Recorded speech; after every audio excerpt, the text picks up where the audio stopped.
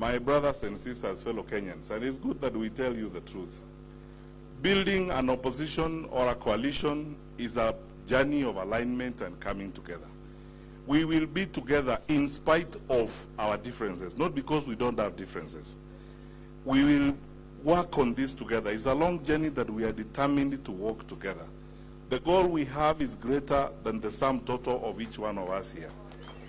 So, occasionally, if we argue sometimes, or if we have differences of opinion, that is precisely because we are a group of people who are passionate and love their country.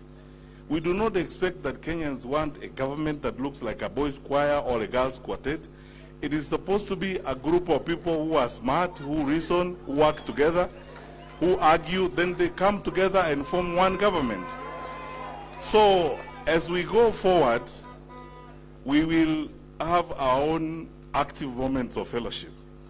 But we assure you that even during that fellowship, Kenya will be opportunity and priority number one as we go forward.